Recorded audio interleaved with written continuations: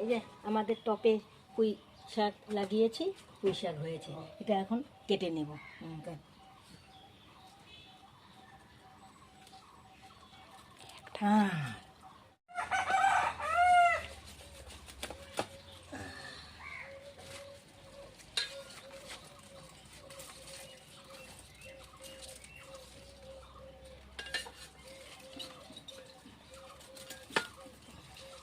এই যে গাইস, টপের মধ্যে দেখো কি সুন্দর হয়েছে।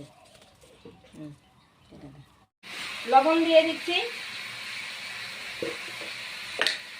কাঁচা লঙ্কা বাটা দিয়ে দিচ্ছি, দিয়ে এবার ভালোভাবে কষিয়ে নিব। কষানো হয়ে গেছে, এখন পোস্ত বাটা দিয়ে দিলাম। পোস্ত বাটা দিয়ে জল দিয়ে দিব।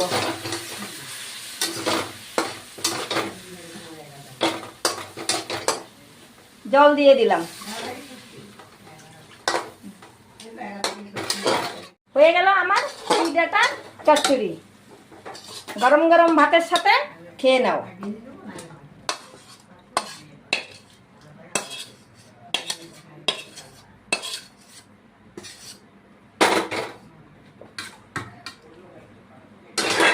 পুঁই ডাঁটার চচ্চড়ি।